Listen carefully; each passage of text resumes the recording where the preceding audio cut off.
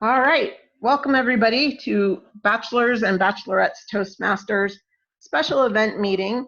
We're basically going to be doing a Pathways training. Hopefully you all can see my screen because I'm screen sharing it right now, and you should be seeing the Toastmasters.org website. Basically, I'm going to walk through several different things on our Toastmasters.org pathways and talk a little bit about how Zoom has or has not changed the way Pathways is working, because for the most part, it hasn't. And then I will open it up for questions.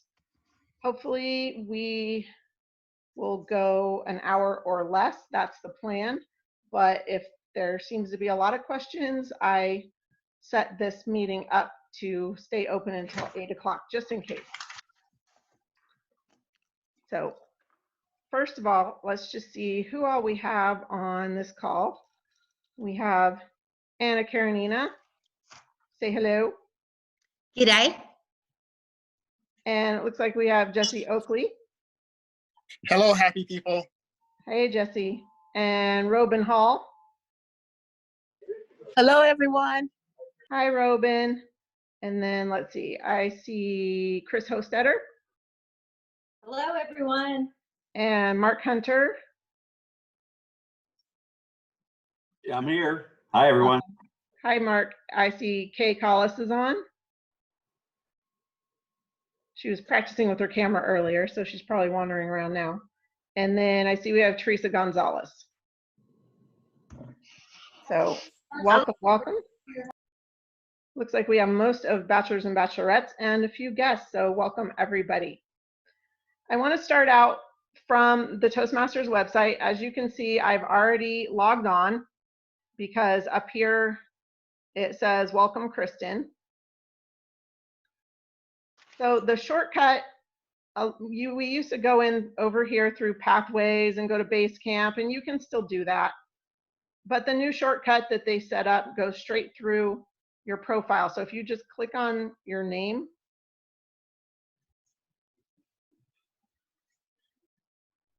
then this is where all your shortcuts are. There's two different ways from here that you can get into your pathways.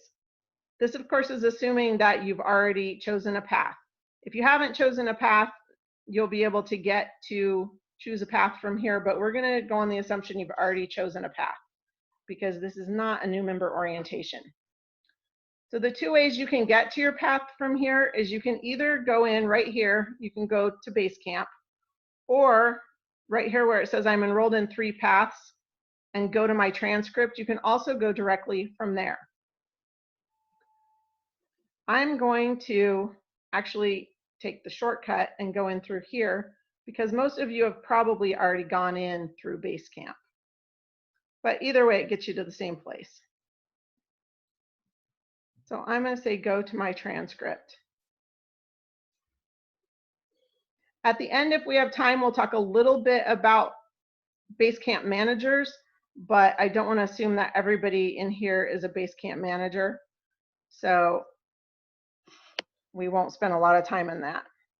All right, so you'll see it took me directly to my educational transcript here. Now, I only actually have one path that is active because although it said I'm enrolled in 3 paths, the other 2 are completed. So if you've completed the paths, they won't show up here because you don't need to go into them. But I'm working on engaging humor right now. So from here, all I have to do is open my curriculum.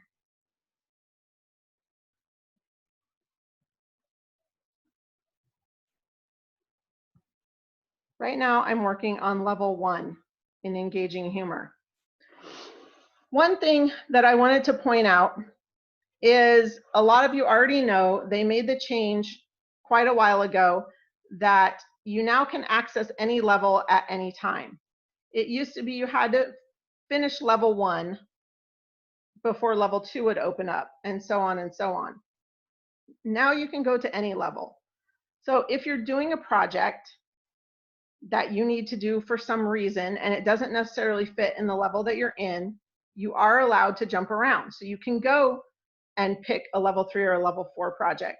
And the reason that's particularly important right now, because we are talking about Zoom, is that in most paths, there is a level 4 elective about managing online meetings. So if any of you are in a path right now, you should check out level 4 and see if that elective shows up for you, because we are in the age of working on these Zoom meetings, and it would be great if clubs could line up everybody who has that elective in their path and assign them one of their meetings to manage. So that way, while we're doing this Zoom situation, everybody would get a chance to knock out that elective, learn a little bit more about Zoom, and work on their leadership skills by being able to be the one to host the online meeting. So that's just a little tip. Check out everybody's level 4, see if you have managed online meetings as an elective. But I'm right now in level 1. You can see there's a check mark here. I've already completed the icebreaker. And I completed the researching and presenting. I did go out of order because I had to do a research project for something else. So I did that one. But I'm still working on evaluation and feedback. So I'm going to launch evaluation and feedback.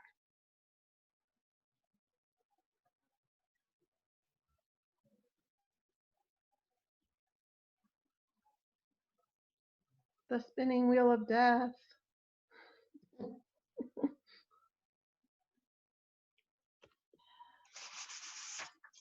All right. So there are 2 things that every project is going to absolutely require that you do. One is assess your skills before quiz, and the other is assess your skills after quiz. Those are the 2 things that it will force you to do. However, there are many, many parts of your project that you should still do. And you can always get to them through the back and forth arrows over here, but there's a shortcut. Again, this is the fun thing in Pathways. There's shortcuts to everything. Every page that you go to in Pathways will have this drop-down box down here that says select to move to another section, which is good because if you've gone through something and maybe you want to go back and re-look at something, you don't have to arrow through the whole project to get there. You can just choose this drop down and go to the part that you want. But we're going to go ahead and start at the beginning. Your assignment. The cool thing about your assignment is that they give you a project checklist that you can open. They also give you the option to print your entire project. Now, we have a lot of people who are, for lack of a better word, afraid of technology or just not used to it. They like to have their things printed. They like the paper feel.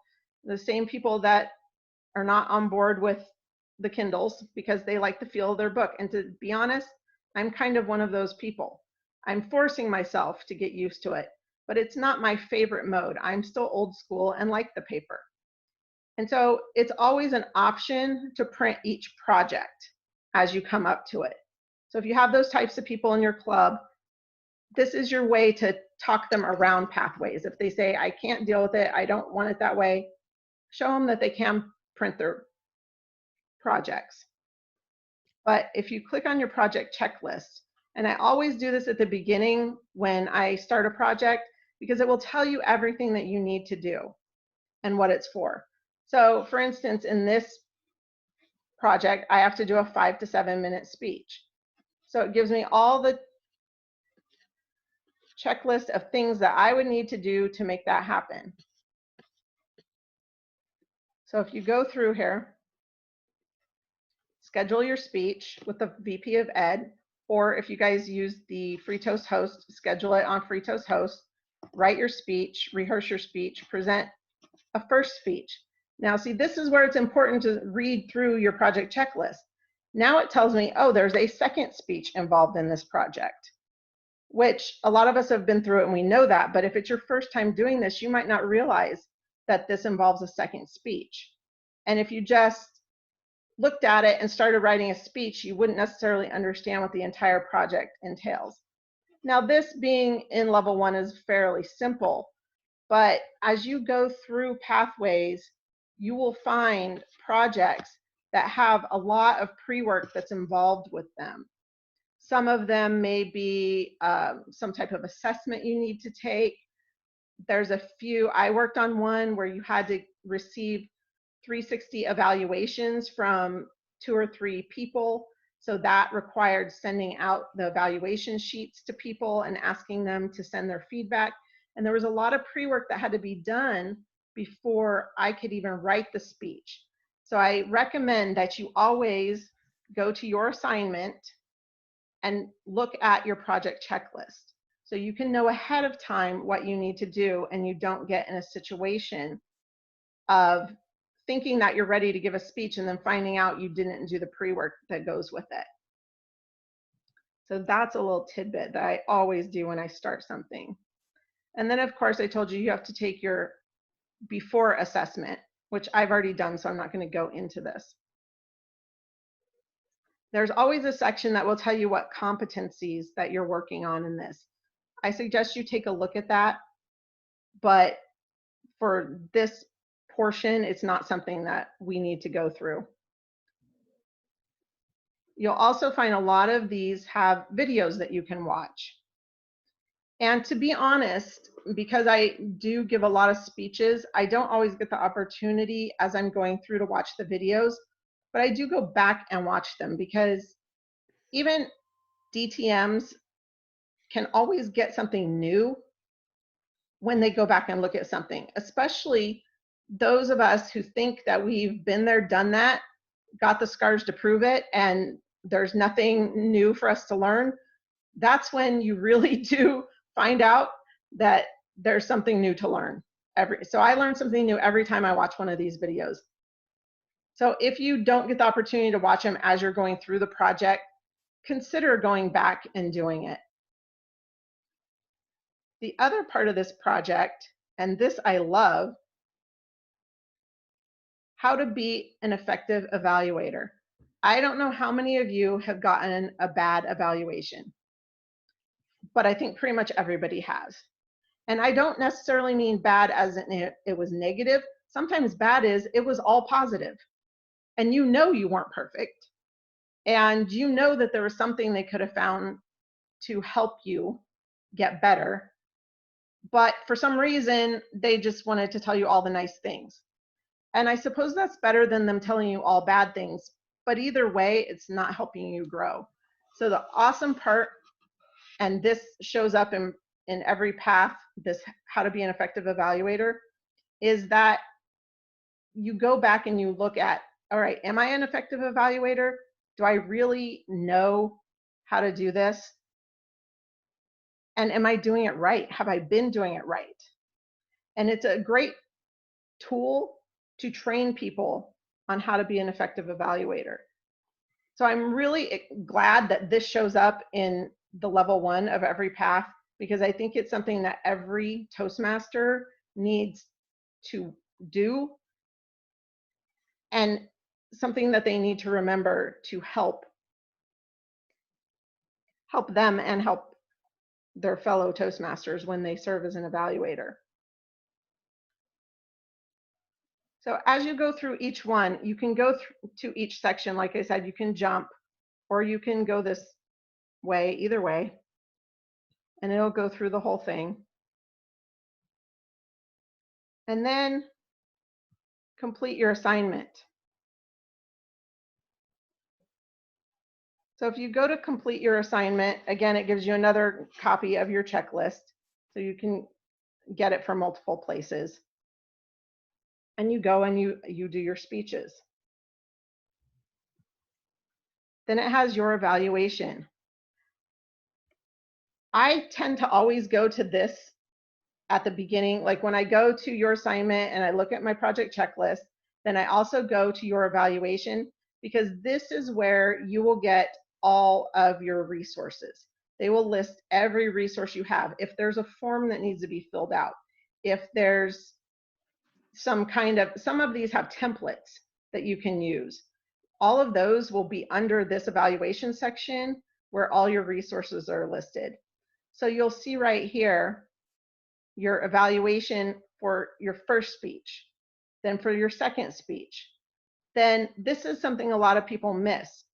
When you serve as an evaluator in level 1, you're supposed to have somebody evaluate you on being an evaluator. And a lot of people miss that. But if you go to your resources and check that out, then you won't miss things, because you'll know what you're going to be expected to do. I'm going to talk about Zoom for a minute, because this is one question I've gotten a lot, is how are we doing these evaluations in the Zoom format? There are several different ways that you can do it. When you open this evaluation form, it opens as a fillable PDF. And some people can actually receive the fillable PDF. I did this with Kevin Kiefer recently. He sent me the fillable PDF. The PDF reader, writer I had on my side, I was able to fill it in, save it, and send it back to him. Not everybody is going to have that capability. So another option is to go ahead and print this out, hand fill it out, and then either scan or send a picture of it back to your speaker. That's another option. I actually downloaded an app on my phone that is a scan to PDF app.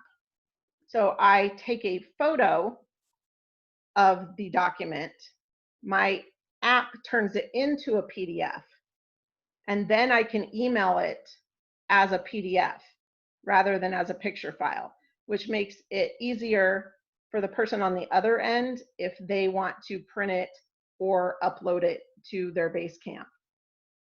So that's an option. I think on iPhone there's one called ScanBee. It's SCANBEE. I don't have an iPhone, so my app is called Simple Scanner. And you can just search that in your app store if you want to do a scan to PDF app. It's really great because, as you know, sometimes when you send things as photographs, they don't come out all that great. So sending them as PDFs are a lot better. The other thing, if your club is more technologically advanced, if you notice, other than the purpose statement and notes section right here, this part of the evaluation form is pretty standard for most paths and projects. I'm not going to say all paths and projects, because I'm sure there are some that have a very specific form. But especially as we're going through the first few levels, they're pretty much standard. So if you have a club that's more tech advanced and they want to create like a Google Sheet or something that has all of these categories on here, then you could do that. And that way it's something that you guys can share back and forth. That's not something that I'm utilizing with any of my clubs, but it is an option. I just wanted to let you guys know there's other options for doing that through Zoom, because that's been my biggest question, is how do we do evaluations?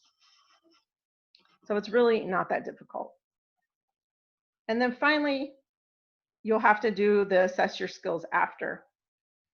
Now, I've actually completed this project. So I'm going to go ahead and do this.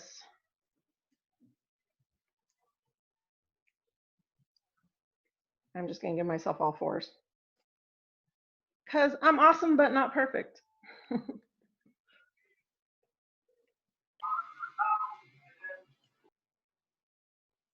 All right, because I want to show you guys how to complete this. All right, submit. Okay, so now that I've done that, I can go back to my curriculum.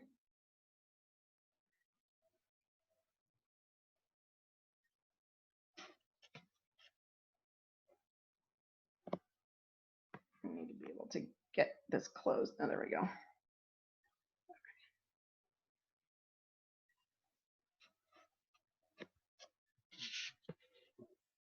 Now, when I go back here, you'll see that this has changed and it now has a check mark on there.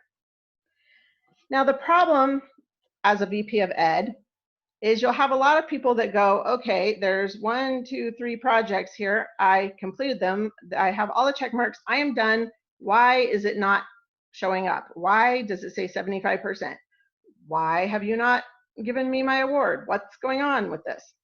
And the reason is there's this last little completion thing right here. And it sounds like it's a big deal, but it really isn't. All you gotta do is activate it, launch it. It gives you a little sheet showing you, look, you're gonna have this marked complete button. And after you mark it complete, it's gonna say pending approval. And then after your VPE approves it, then it'll say completed, and then you can print your certificate. So it gives you a little, basically a cheat sheet of what is about to happen. 99% of the time, people won't read that, and they'll still call the VPE and say, what's happening? But if you read it, it does tell you exactly what's gonna happen. And once you close that sheet, you'll see that that mark complete button is indeed now there. And I can hit it, mark complete. Now, just like they said, it says pending completion approval. And the reason it says that is because I'm saying it's complete, but my VP of Ed has not said that it's complete yet. So until the VP of Ed marks it, it will stay that way. I happen to be the VP of Ed for this club, which is why I picked this one. So I am going to go ahead and go back and complete this. Actually, I think I'm going to open another tab so that I have both tabs open for you guys. I'm going to go back in. Hopefully it'll let me log in twice.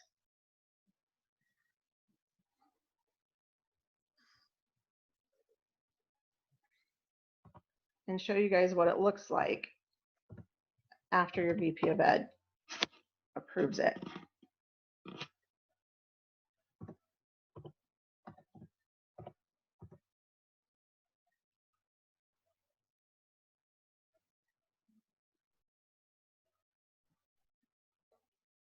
Okay, good. It's letting me log in both places.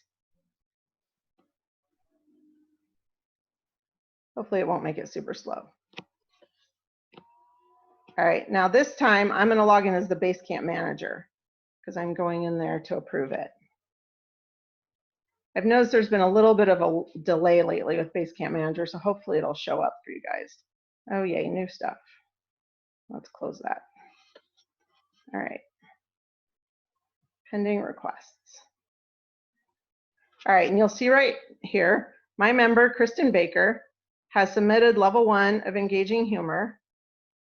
And me, VP of Ed, is going to say, yes, that was complete. And then I'm going to say, good job, and submit it.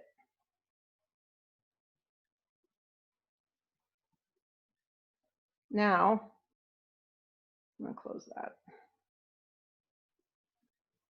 Now, when I go back and refresh this, hopefully there's no delay.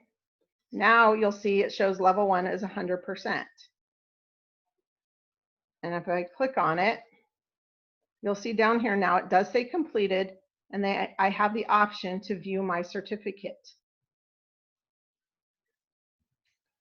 What I do, because I am in multiple clubs, you'll see I completed this under Henderson Toasters. Henderson Toasters has all the level 1s they need. My level 1 is not going to do them any good. So what I'm going to do now is I open up the certificate, I save a copy of it, and I will email this to the VP of Ed for the club that I want to give the award to. Because this has not been entered in Club Central now yet. It's not a DCP. It doesn't show up anywhere except in Pathways until the VP of Ed for the club goes into Club Central and enters it as a submit award. So I can, at this point, send it to whichever club that I want to give this award to. And I think that's a best practice for people who are in multiple clubs. If you're a Basecamp manager, you will already know that dealing with people who are in multiple clubs is kind of a pain, and it is something that you have to really pay attention to, because you don't want to just assume that the person is giving you the award just because they completed it under your club in Basecamp. You want to make sure with them before you go in Club Central that they want to give that award to you. So that's just a best practice for your Basecamp managers. All right, so that's how we complete a level. And honestly, all of the levels are pretty much the same. The only difference is when you get into level 3 and 4, you'll see that there's elective projects. You'll see right here, this one says I've completed 0, and the minimum I have to complete is 2. But the total items available in this path or in this project are 12. So I have a lot of choices. And if you're trying to be the cheerleader of pathways in your club, show people level 3, because this is where people who were in love with Legacy and are really upset to see it go, this is like coming home for them.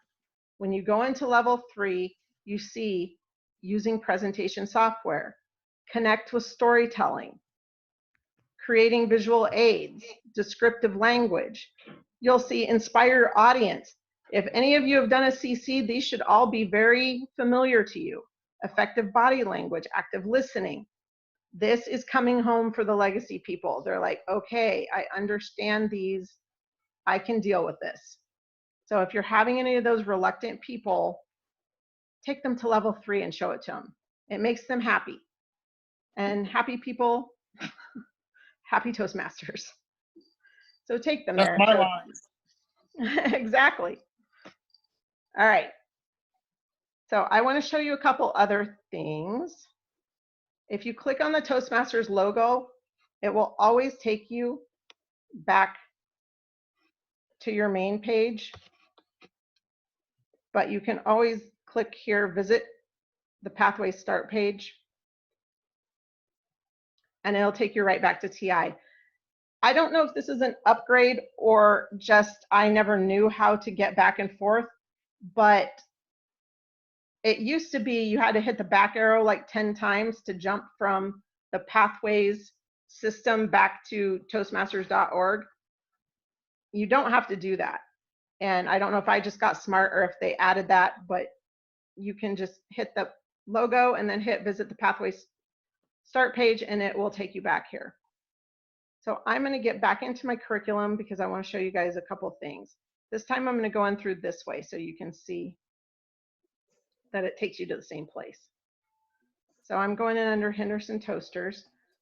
Just a word to the wise, if you're in multiple clubs, if you're logged, the last time you logged into Basecamp, whichever club you logged in as, only the VP of Ed for that club is going to be able to see you. So in all of the reports, everything that the VP of Ed uses, they will only see you if you logged in under their club. So if you're asking the VP of Ed of one club to do something for you or look something up for you, you need to make sure that that was the last club you were logged in under. Otherwise, they won't be able to see it. So I'm going to go in under Henderson Toasters.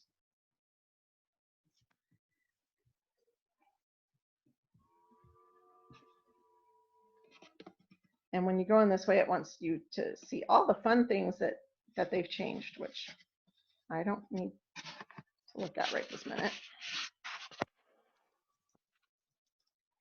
I'm going to X out of these. Okay. So when you're in Basecamp, there's a couple things that you can do. If you go in here, you're at the education transcript like we looked at before. But there's some things in here that are cool that nobody ever looks at.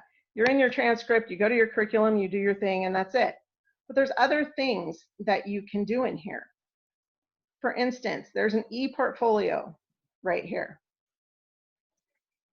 This e-portfolio is where the badges for all of the projects you've completed live. So you can look at them if you want to. But the cool thing is there's also this Documents tab. Now, if you're the kind of person that wants to store all of your evaluations in Basecamp so that you always know where they are and you can go back to them, this is where you would put them. So all you got to do is click on Documents, decide where I'm putting it. I'm putting it in level 1.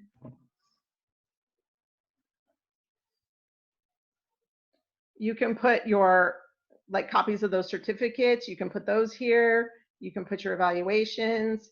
So I'm going to click on Add a File. I can drag and drop, but on this laptop, it's not easy to do that. So I'll select a file. I'm just going to select a random file because I don't actually have an evaluation saved on here. But I have a contest agenda. We'll do that one. And add it. And there it is. Now it lives there. So if that had been my evaluation document from somebody in PDF form, I could have put it there. And at some point, I promise I'm going to scan all of my evaluations and put them in there. I've kept them on paper. But like, I know Kay, if she's still listening, she saves every little piece of paper that she gets from people. So if she ever wanted to, spend a Sunday scanning those things and uploading them here, then she would have a digital copy of them forever. The other thing you can do in here is this feedback. So say you did a project and it was something that you would like to do for work, or something that you would maybe like to compete with, something that you really needed effective feedback on, and you just, your evaluator just wasn't there. Maybe they're a new Toastmaster, maybe they were having an off day, and you're like, yeah, I just really didn't feel like that was effective feedback. You can feedback request from somebody. I could say, you know what, Anthony is always, actually, he's not a member of this club, so I'm not going to put him. Michelle. I'm going to say, okay, Michelle is always really good with feedback, and I know she'll tell me the truth. And so I'm going to, oh, wait, that was for me. So I'm going to put in here that I need feedback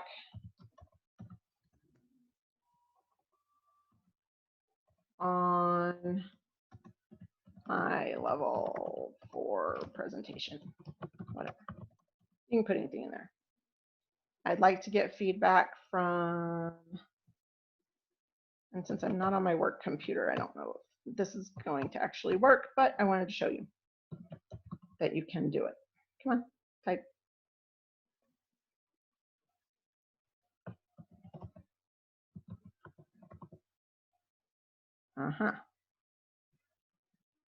Okay.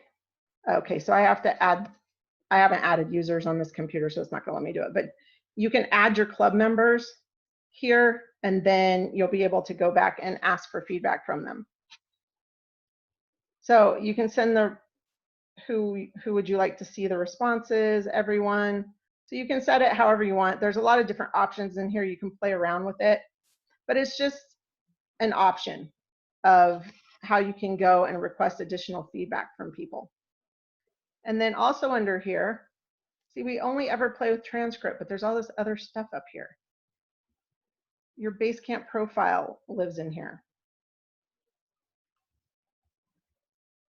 So the cool thing about your Basecamp profile is you can put your picture in there, of course, you can put your email, and then if you want to put summary, interest, you can put all kinds of things in here about yourself, but you can also save all of your roles that you've done.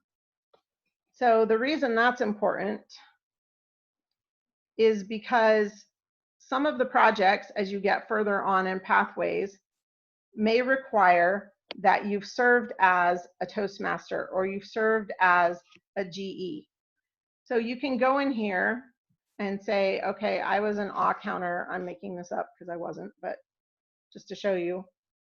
I was an AW counter on Monday. And you can just put it in there. I was a GE last Thursday. Actually, I think that one might be true. And save. So you can keep track of these, and it only gives you one for each support role. So I would just save the most recent, and then if you do the role again, maybe go back in there and update the date, just because, you know, when you're doing a project, you don't want to count something that you did 2 years ago. You want to count something that you did recently. So now you'll see that they're saved in there.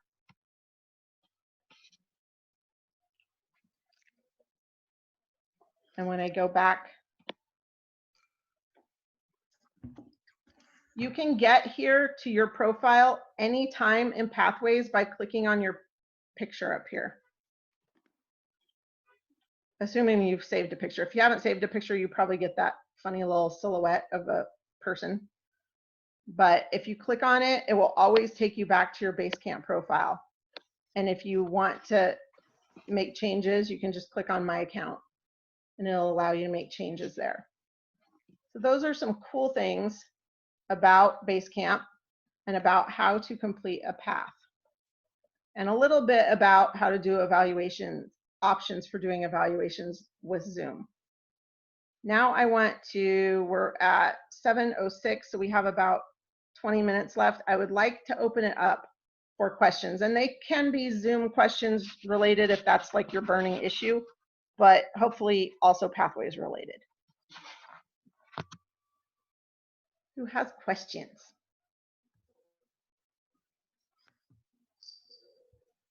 Hello, hello, hello. Okay, I wasn't so thorough that you can't possibly have any questions. Has anybody had any problems using any of these? Not now. Okay. Just Thank you. communicating with my VP of Education back and forth. That's just about it. Yeah. Okay, I do want to show you a little bit about Basecamp Manager. If you are a VP of Ed, a president, or a secretary, then you are a Basecamp Manager. By default, the VP of Ed is the main Basecamp Manager, but the other two are the backup Basecamp managers.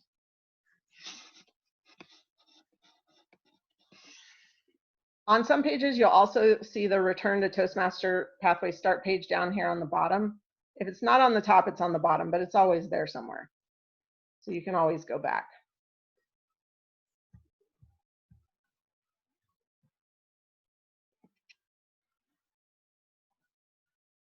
All right.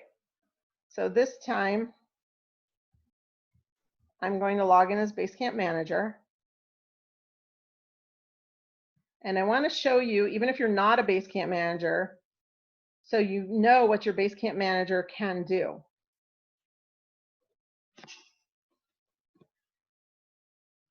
There's this tile called Member Progress. If you go in there,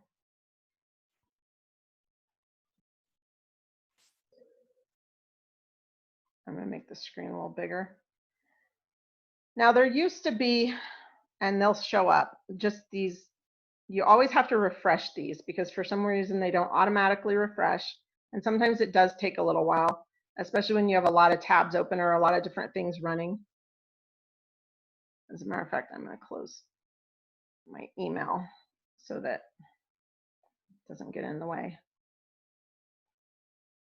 So this is going to take a little while to refresh. You'll see down here, it says refreshing now. It didn't die, it's just refreshing.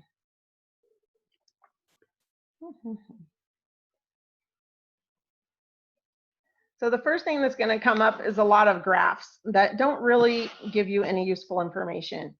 And it used to be that's all we had available was the graphs, which as a Basecamp manager, you're like, okay, that's great. I know how many people are in level 1, but I don't know anything about where they are in it. I don't know which path they're on. I don't know anything about what they're doing.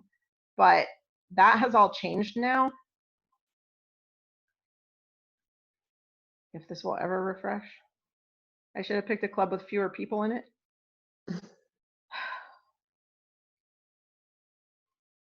Come on. There we go. Okay, so you used to get these lovely graphs. Awesome. That tells me nothing. Apparently I have 12 and a half members in research and presenting. I'm not really sure how I have a half a member in anything, but whatever. I don't know what that means. But now in the drop down up here, you can click view details.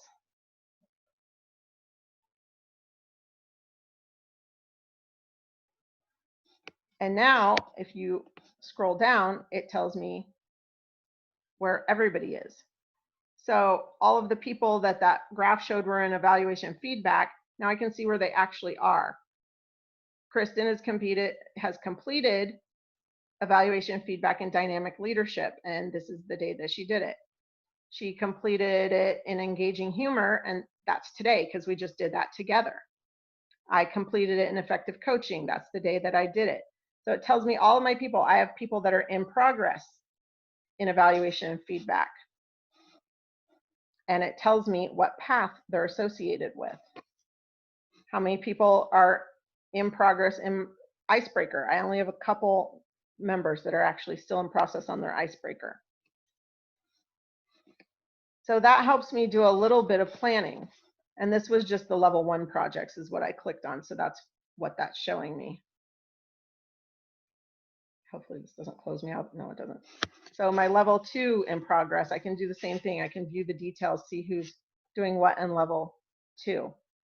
The other thing that I can do, and hopefully it'll work from this computer, is go up here and start typing one of your members' names. Now I'm typing Michelle because I know she won't mind me showing you her path. I can start typing her. You'll see that she popped up. I can click on her. And this is the coolest thing ever. It puts me into Basecamp like I was Michelle. So I can actually go to her transcript and I can see exactly what she's doing. I can see where she is. And had she completed this, I would also have that view certificate option here. And I, as her VP of Ed, could print that certificate and present it to her at a club meeting. Or in this case, because we are using Zoom, what I would do is open her certificate on my screen and then screen share and recognize her that way, rather than actually handing her their certificate. So that is an option for recognition and a way to do it. We didn't used to, as Basecamp managers, be able to access that. So I can, as you can see, I can go into any of her things now. I'm basically Michelle right this minute. I don't think I could actually change anything as far as I can't do her projects for her, but I have, it's basically view access. I have view access to her entire Basecamp. And that will work for any of your members, except if they're dual members and the last time they signed in was in a club not yours, then they won't show up. So I've had a lot of people comment, my members disappeared. I don't know where they are. They're not showing up in Basecamp. I can't pull them up. That's why. So if you really need to see their things, they would have to log back in and log in under your club. And when you do that, it actually pops up and says, do you want to change your home club? That's only changing your home club as far as Pathways is concerned. So it's not a big deal, but so they would have to do that for you to be able to see them. But this is a huge, huge, huge, if you're a VP of Ed or any kind of Basecamp manager, huge improvement over what we used to have, because we used to have almost no access to any information. Now we have access to all of the information. Does anybody have any questions on Basecamp Manager?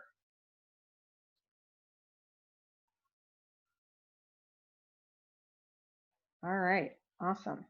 Well, we have about 15 minutes left. So does anybody have any Zoom questions that they're having issues with? Or actually, not even questions. What have you guys experienced? I want to hear from you. What have you guys experienced using Zoom so far for your club meetings? How is that going? I'd like to say something. Absolutely, Anna Karenina. Yeah, I've been using, this is the first time, like I said, I've got this computer was given to me today to use. I've been using my phone, and it's awesome that what we did on Saturday, that was just so awesome.